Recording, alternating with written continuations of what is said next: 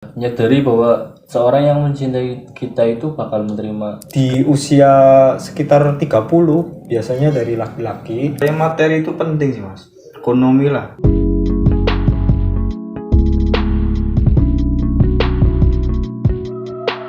Assalamualaikum warahmatullahi wabarakatuh. Jumpa lagi di channel Manusia Keder, tempat berkumpulnya manusia-manusia keder.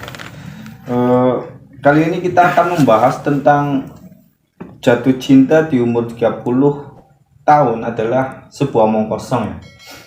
Bersama teman-teman yang seperti biasanya Mas Isal dan Mas Fajar ya. Oke, tanpa berlama-lama lagi langsung saja ke pembahasannya.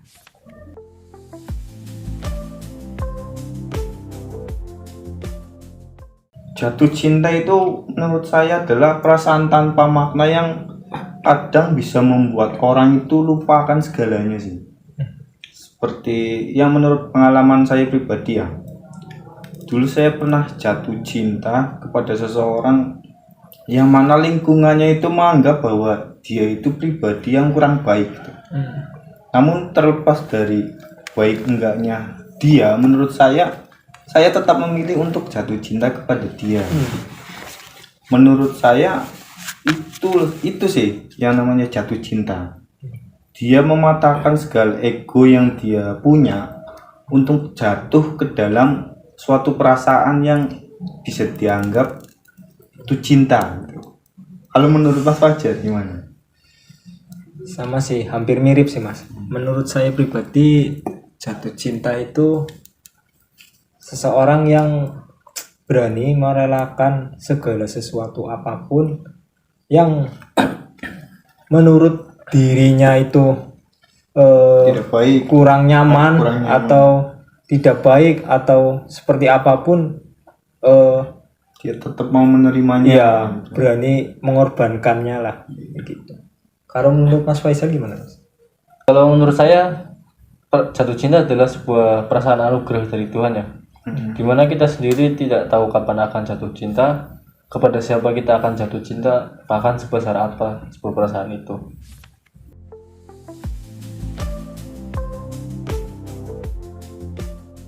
Menurut saya pribadi biasanya usia tergantung sih ya mas ya, fleksibel sih kaitannya soal biasanya kalau masih umur waktu dulu ya, waktu SMP apa ya, mungkin ya umur segitulah merasakan jatuh cinta.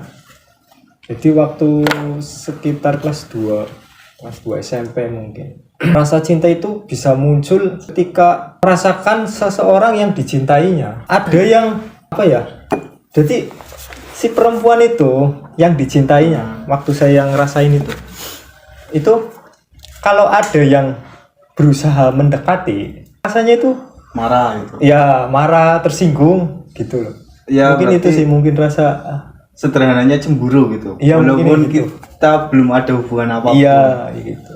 Kalau saya mungkin agak ya setuju, cuman agak terbalik dengan pernyataan Mas Fajar. Karena menurut saya jatuh cinta itu nggak mesti di usia berapa. Karena jatuh cinta itu dirasakan pada siapa saja dan di usia berapapun itu. Namun kadang mereka sendiri tidak bisa mengungkapkan atau menyadari bahwa mereka sedang jatuh cinta. Misalnya dulu kita punya teman nih, teman cewek gitu kan. Sering bermain bareng setiap hari itu timbullah rasa nyaman.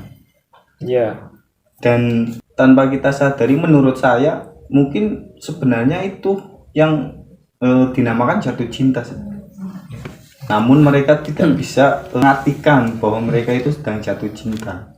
Jadi itu tadi, menurut saya jatuh cinta itu bahkan anak kecil sekalipun dia merasakan namun tidak bisa mengartikan gitu. Iya. Kalau menurut Mas Faisal? Ya, saya hampir setuju sih dengan pernyataan Mas Fajar sama Mas Sam. Bahwa mungkin perasaan jatuh cinta dimulai dari usia berapa itu setiap orang tidak menyadari. Tapi untuk sebuah penerimaan dan rasa sadar bahwa diri sedang jatuh cinta sih menurut saya di usia-usia remaja lah. Remaja ya, Iya, SMP lah ya. SMP sekitar Bener, segitu Mas. sih. Dimana ya walaupun mungkin sekarang SD pun sudah mulai ya ibaratnya kayak Wah, tembak cepat sekali lawan sih. jenis atau gimana. Iya. Tapi mungkin kalau usia SD itu lebih ke cinta monyet ya.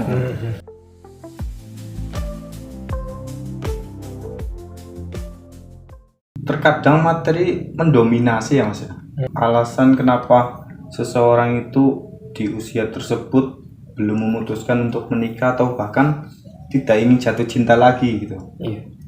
Ya terlepas dari pola pikir yang matang, terkadang juga seseorang itu punya cerita masa lalu yang pahit gitu. Ibaratnya trauma lah terhadap pasangan yang dulu gitu. Iya. Jadi mau nggak mau karena dari trauma itu kita harus bangkit itu. Minimal kita menjalankan suatu bisnis atau kita harus punya usaha sendirilah. Iya. Agar setelah kita kembali merasakan jatuh cinta, kita sudah benar-benar merasa siap gitu. Walaupun di usia-usia 30 menurut kebanyakan orang agak terlalu tua ya. Tapi menurut saya nggak Sah-sah masalah saja, sih. iya. Kalau menurut Mas Fajar gimana?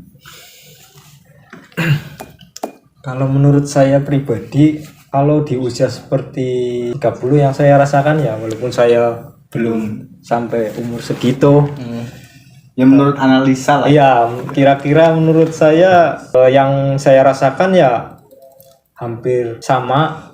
Karena materi lah ya. Iya, kaitannya sama materi atau enggak takut. Takut untuk mengawali suatu cinta lagi. Ya, lebih ke usianya kan udah matang, Mas. Udah kaitannya itulah. Jadi rasa untuk mendekati perempuan itu kadang malah minder, Mas. Iya, minder dari segi ekonomi ataupun dari segi apapun lah. Karena kita merasa sudah cukup terlalu tua untuk merasakan sebuah Iya, cinta gitu. bener, mungkin kayak Untuk gitu, mengawali sebuah cinta lah. iya, seperti itu kira-kira. Kalau menurut Mas Faisal gimana? Apa penyebab ragu? Iya, penyebabnya banyak sih faktornya ya. Satunya trauma, ekonomi, mungkin sendirinya itu masih bisa dibilang kekurangan lah. Bahkan ada yang masih mungkin membantu perekonomian keluarganya. Ditambah di usia segitu, apa yang dikatakan Mas Fajar tadi, bahwa pasti punya rasa minder untuk mendekati perempuan atau pasangan lawan jenisnya, apalagi mungkin ketemunya yang usianya cukup jauh. Pasti rasa minder itu lebih besar, Iya sih. lebih kayak ini mau apa enggak gitu. Dengan kondisi, apalagi dengan kondisi mungkin ekonomi kita masih bisa dibilang taraf rendah. Iya.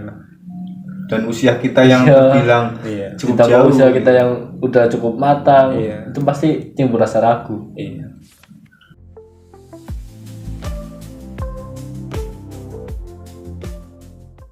Kalau menurut saya, yang pertama itu tumbuhkan rasa yakin sih dalam diri kita, dan bahwa apa ya, menyadari bahwa seorang yang mencintai kita itu bakal menerima segala yang ada dalam diri kita, entah itu ekonomi kita, entah itu pekerjaan kita, Walaupun tua sekalipun. iya, atau mungkin karakter kita, bahwa seorang yang mencintai kita itu pasti akan menerima segalanya. Jadi kalau solusinya gimana ya, yang penting saya diri lah. Di samping itu ya kita tetap usaha memperbaiki diri atau memperbaiki perekonomian kita, kurang lebih gitu. Kalau menurut Mas Fajar gimana? Ya hampir sama sih Mas. Cuman yang saya pelajari juga ada sebagian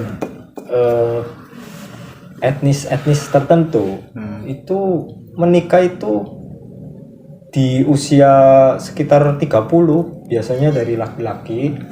Nah dari pihak perempuan itu 25. Itu ada yang seperti itu. Jadi mereka lebih fokus ke apa ya, memperbaiki dari segi emosional, mungkin mental juga, yang paling penting juga ekonomi. Jadi dari pihak keluarga pun sudah merestui dan mendukungnya untuk menikah itu di usia 30, nah dari pihak perempuan di usia 25. Mungkin seperti itu sih. Jadi solusinya harus berani sih Mas, harus ditekati.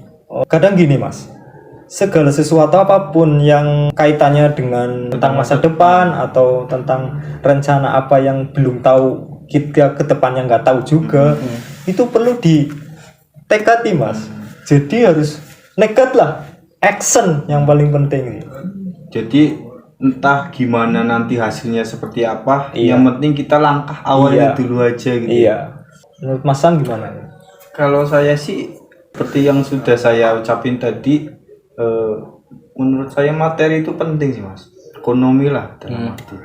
Jadi kita memang harus benar-benar minimal siap dulu secara ekonomi untuk melangkah lebih jauh lagi, bahkan di usia kita yang segini kan harus menikah juga kan, bahasanya ingin menikah lah, Iya. minimal ekonomi. Jadi rencananya mendekati apa ya, perempuan itu lebih ke dibangun dulu ekonominya Iya, gitu ya, materi ekonominya. dulu lah istilahnya.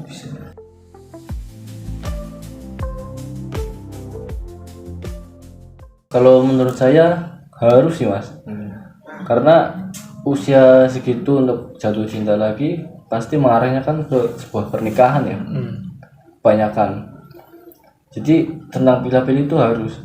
Kalau misalnya nih kita nggak pilih-pilih, terus kedepannya misalnya ujungnya itu menikah, kita belum tahu nih karakter pasangan kita gimana. Kita belum tahu di saat misalnya kita sedang marah, apakah dia menerima saat kita sedang marah. Intinya apa ya, kita harus memilih bahwa orang itu yang benar-benar menerima kita, yang benar-benar mencintai kita. Jadi kedepannya kalaupun itu sampai menikah, itu nggak ada Kaget ya. iya, kurang lebih begitu. Jadi nggak harus sembarangan lah ya pilih pasangan. Iya, justru itu bahaya kalau kita asal misalnya nggak pilih-pilih, asal terus kita menikah setelah tahu gimana kita emosi atau pasangan kita sedang emosi, kan kita belum tentu juga menerimanya kan, kalau kita nggak memilih. Tapi balik lagi ke mungkin jodoh juga nggak ada yang tahu sih ya Mas ya. Iya. Kadang ada juga nih yang baru kenal berapa bulan, lalu mereka memutuskan untuk menikah kan Ya, ada juga. gitu. Ya, kalaupun itu pilihannya, berarti dia sudah Siap mampu menerima konsekuensinya. Iya. Kalau menurut Mas Masih gimana?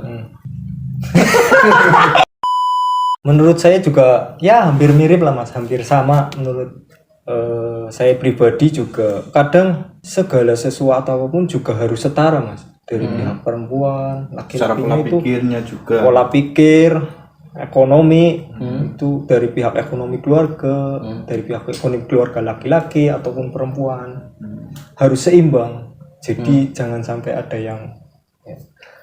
Di antaranya juga sama, pendidikan juga sama mempengaruhi. Jadi bayangin kalau misalnya laki-lakinya SD, lulusan SD ya, maaf mau kata ya, terus si perempuannya itu lulusan apa Sarjana. sarjana universitas gitulah, Nah, pasti ada perbedaan pola pikir. Oke.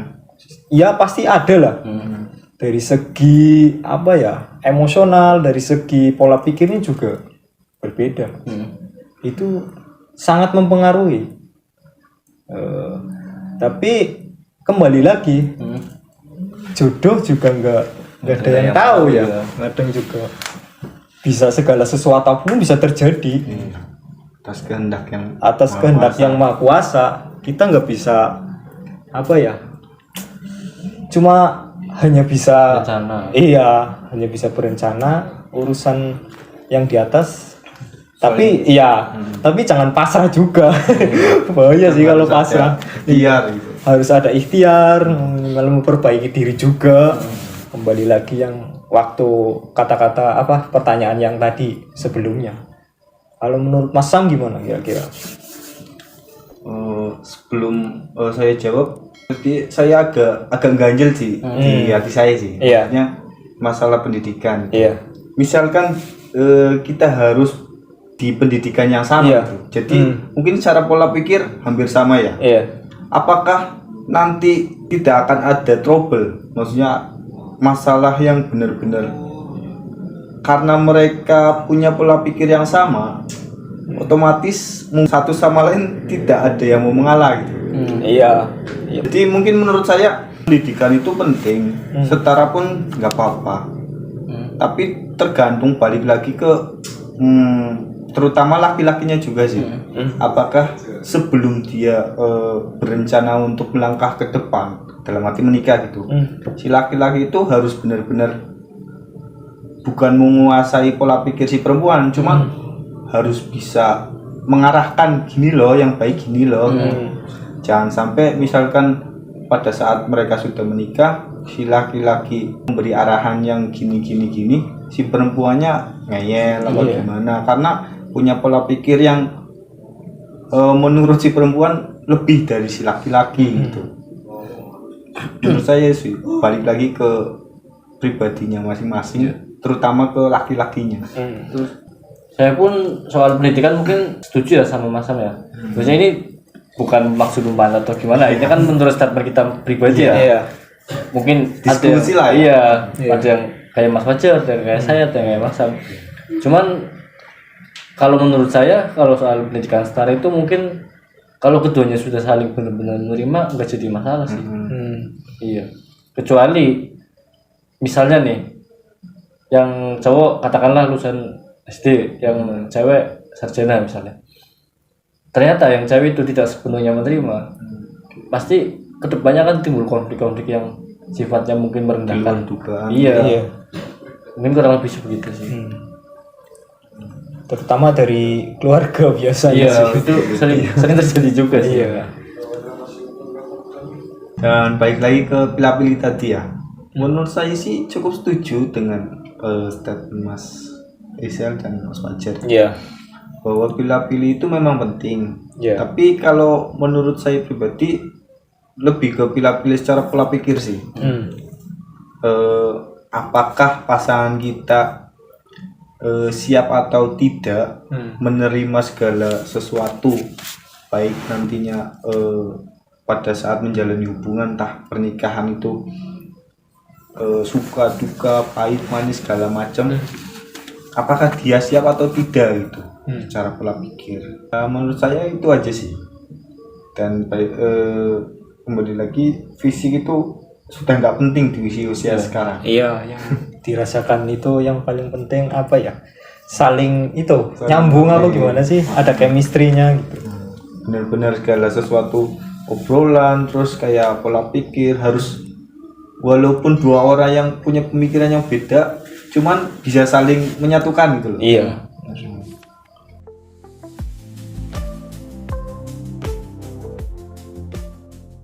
Percayalah, seorang yang mencintaimu akan menerima dirimu sekalipun itu sebuah kekurangan. Harus berani, jangan takut.